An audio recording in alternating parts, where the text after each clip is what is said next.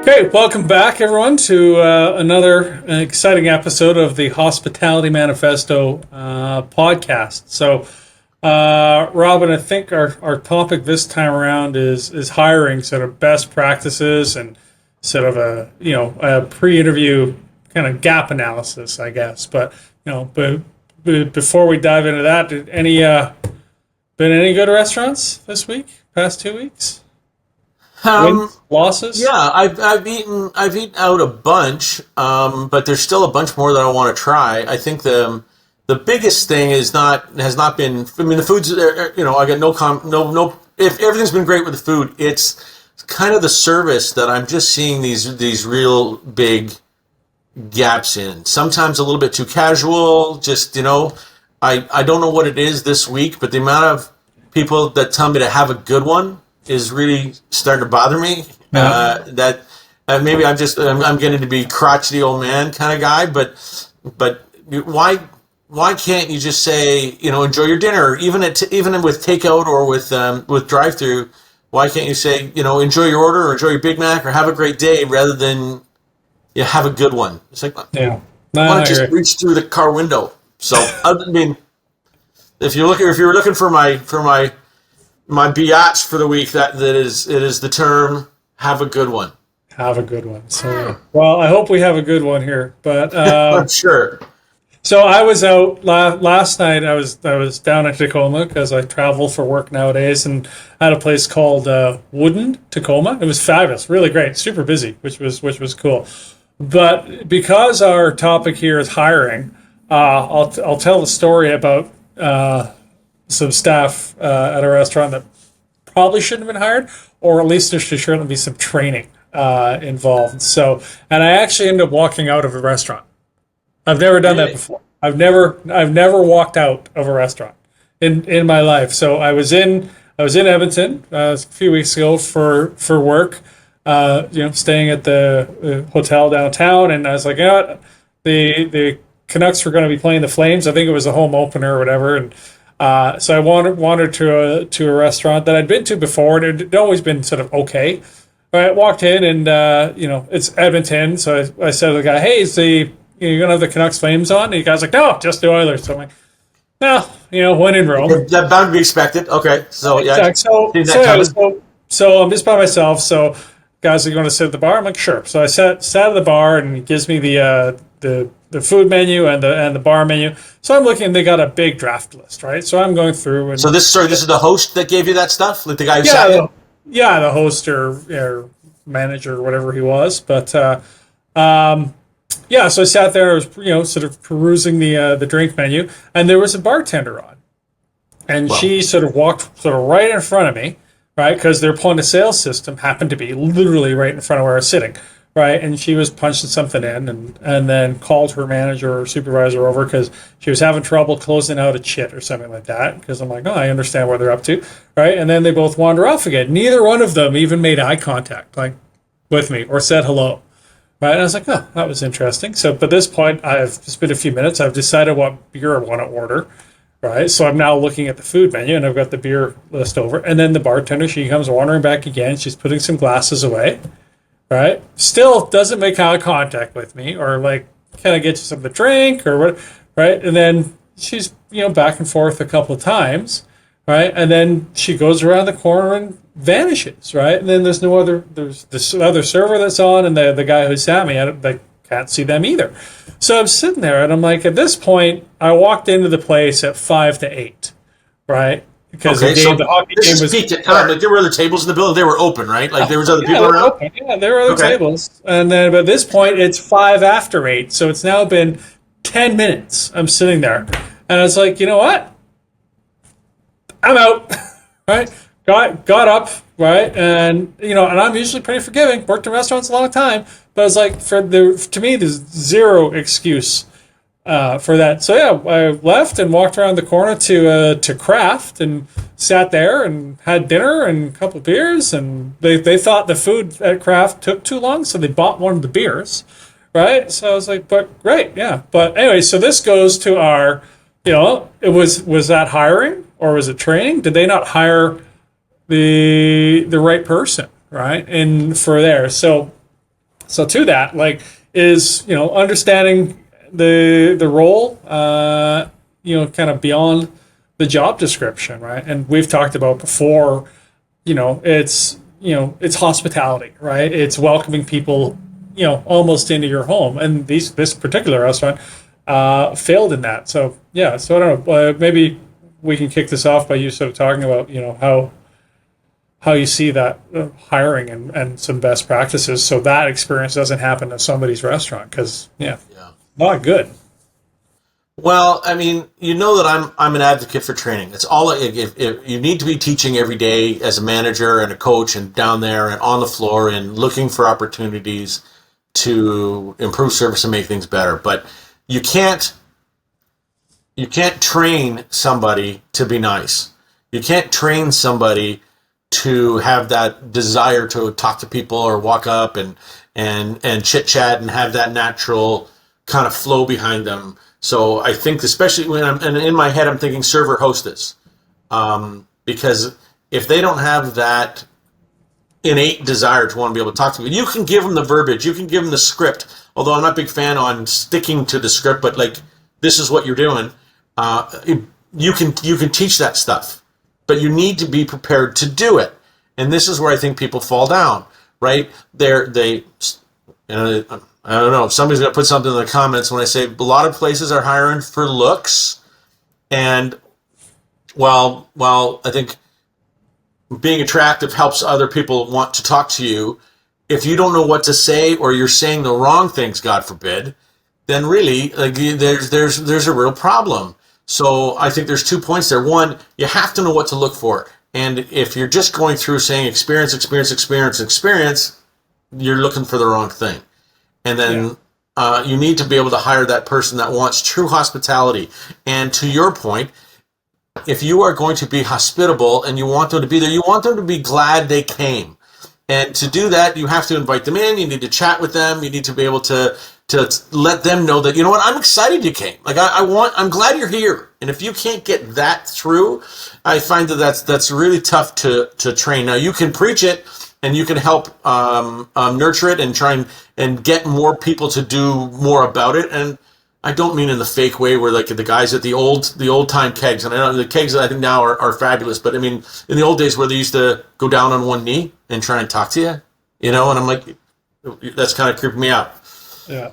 But if you can't, it needs to be twofold. You need to be able to hire for personality and for attitude, and then you have got to be able to train it.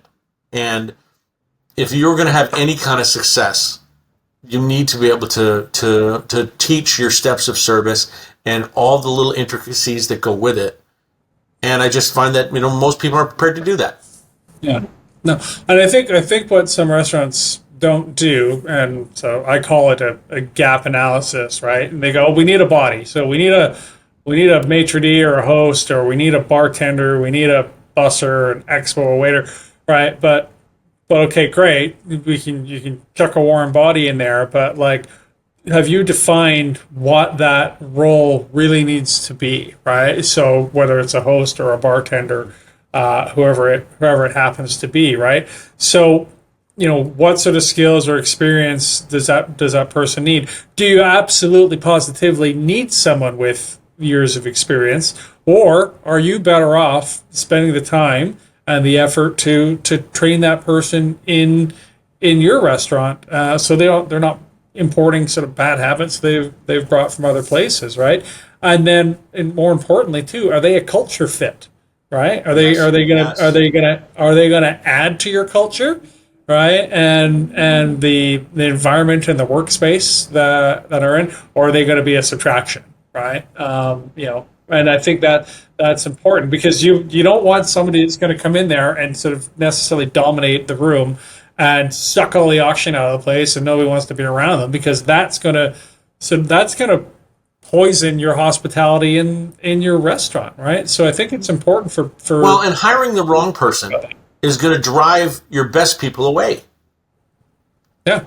And I've seen it before, but I know that when you and I were running the restaurant together, everybody I looked at said, would Stephanie work with this person? Would Karina work with this person? Would Laura work with this person? Like are some of our best people, and there are too many to mention, but like, would this person work well in that group? Because that's kind of the group that I wanted to carbon copy. Like, is this person remind me of Monica? If they're not, then you know what? Like, we've worked with enough great people that if I'm not kind of getting that vibe, then it makes it really tough. Yeah. That being said, if you're hiring a day bartender and that's what you're looking for, that's a whole different role than a night bartender. Yeah. So for sure. even just saying, oh, I'm a bartender. That's not good enough. Yeah. Well, I think too. I mean, we're talking about sort of the front of the house team and the people that were in the trenches, but I think really this, and for restaurateurs, it all starts sort of from the top, and it's about hiring the right manager, right? Now, clearly, someone like that's going to be coming in with experience, but I think you really need to think about, okay, what sort of manager do I need? Because if you've got long tenured staff don't quit jobs; they quit managers, right? So Absolutely. if you hire the wrong one, right? I mean, you're putting your business, your reputation, your hospitality at risk. So I think it behooves restaurateurs to really, really think about, who am I bringing in here, and what is that person going to project the type of hospitality we want, right? Are they going to have the attention to detail, right? Like, so that restaurant I went to, there was clearly a supervisor or manager there, right? But clearly hospitality in, welcoming someone into their restaurant wasn't a priority for them. Fixing the and being able to close out a chip properly certainly was, it seemed to me, but that tells me that either that sort of complete hospitality culture hasn't been sort of driven into them, or if it was, they just don't care, right? So they've made a wrong hire somewhere, right? So it's important in that interview process to make sure you're asking sort of those right questions to try and get some feelers into this person and say, okay, are they going to be the right fit, right? And then if there are red flags, don't ignore them, right? Because if they're red flags early, yeah. For your story, do you think that was a manager who sat you? probably, Maybe supervisor. yeah. I mean, there was Okay, three so staff on, so somebody was a manager for sure. So But I'm just looking at that like for a number of sections fell down, right? Certainly, a manager should have noticed that they've got a new customer and he hasn't been spoken to yet. Like, they should have been all over that. Or the host should have noticed, saying, "Hey, like, I sat that guy a few minutes ago, and like, they're walking by with other customers, they're doing things. Should have noticed that you haven't been helped. Why don't you have a drink yet?" Like, that should have been red flags there. And then the two people behind the bar, the very least, someone could have said, "Hi, thanks for coming. Your server is just dealing with a little bit of computer drama, but can I get a beer started for you or something like that while she sorts that out for a customer?" Great, but like, where was everybody else? Like, where was the help? So this one, and I think this goes to my point of that restaurant's got a culture issue, right? And they're not all bought into a complete welcoming hospitality, right? So does that come from the owner? Does it come from the manager? I'm not too sure, right? I think the answer is yes to all of it.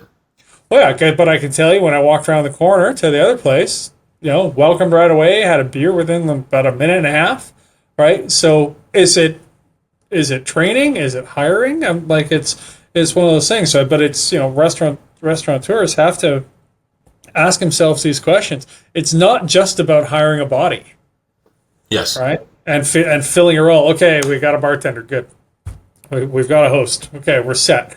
Right? It's are they the right fit, and taking the time to do that, because if you hire too quickly, right, just because in a panic, right, I think you can do yourself more harm. So I guess my advice to restaurateurs would be, take the time, do your that gap analysis, build out, what we call here a role scorecard. Like what's important, for this role. What do I need out of somebody personality? What do I need out of somebody with inexperience? Is this person going to be, possibly moving into to management? Do they have, that sort of personality and demeanor as well? But ask yourself these questions, beforehand, before you post a job ad, right? So you have an idea of who it is you're looking to hire, for sure. Well, and I think you have to be really upfront and frank with yourself, with your management team, about what your training capabilities are at that point. Do I think that every restaurant should be able to train from virgin birth right through 5-star white table? Well, that would be nice, but let's be honest, that's not the way the world works. And I know, like the dining room that you and I had, we just had to admit to ourselves, you know what, we are not good at training servers from this is their first serving job. So we just can't do it. The wine list was too big, the menu was too complicated, we were too fast paced, and when in the terms of the patio, there's just too many steps. If you were going all the way out, like you had to be organized and know what you're doing, because you were just so far from the kitchen and the bar. So if you didn't come with those things built in, you're really going to suffer. Really going to suffer. And I think it took. I know that for me, it certainly took a year or two of those summer hires to say, okay, well, hold on. If these guys don't have at least 3 years, and I mean at least 3 years of decent size, decent volume sales, like in a restaurant, then we just couldn't use them. And it's not that I didn't want to, and I didn't mind taking on a project. Like a couple of people said, "Wow, you know what? I love you as a person, but you don't have enough experience. But you know what? If I surround them with the right people, like we want that love and the joy and all the other good things that they brought. But we were large enough to be able to do that. We're 125 servers. We could take on a couple of projects. But that was some of the same reason. Like I just had an in-house philosophy that we don't promote from hostess or busser into the bar or into waiter. Just every time we tried to do that, as well intentioned as it was, in my mind, it was an absolute failure. So, I remember the conversation where we just put our foot down and says, look, we don't do that. Like we don't do that. And as much as I'd love to be able to say that we could do all things for all people, but we had to be smart about what we were putting in front of the guest. And I think that if more restaurants really sit down and are honest with themselves about what they're offering, and if that means you got to pay a little bit more because they're coming with more experience, then pay a little more. If you have to step out to make sure that they're getting what they need, then we do that. Yeah. So I know we're going to be short on time on this episode because we have lives and it's dark outside. But I wanted to ask quickly just on a stage. Like a lot of restaurants, and especially in the kitchen, you'll have guys come in and do a stage or a trial shift. What are your there's some controversy around that. Do you pay them? Do you not pay them? Like, what is it ethical to do? Is it worthwhile doing? Yeah, in my business, I pay them. In my business, I pay them.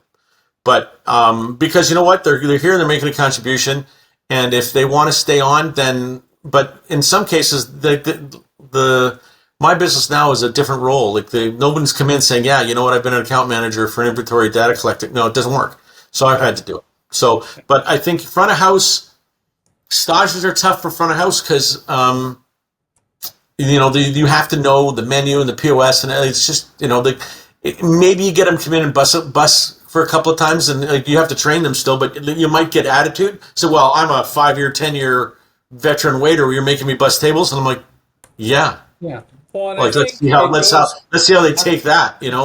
Yeah, I think they can be a good tool, especially if your culture is important to you. You want to make sure this person's going to be a culture fit, right? And their personality is going to fit. So I think more restaurants, and my advice would be if somebody's coming in and work for you, you need to pay them, right? But I think they're a good tool that restaurants should consider, because I think they can save you some heartache in the long run from making a wrong hire. So yeah, bad experiences, we just know how that punishes you. So I think that the takeaway is continually work on building your culture and then protect it by making sure you're bringing in the right people. Yeah. So yeah, and I know maybe we can pick up and talk more about hiring on another episode because we're short on time on this one. So I guess I'll wrap it with that, saying thanks for joining us on the Hospitality Manifesto. If there's a comment section, feel free to send us comments or hate mail. We're interested to hear people's feedback on their hiring and hiring process and experience. And yeah, we'll see you on the next one. And a special shout out and thanks to our producer, Justin Booth. Yes.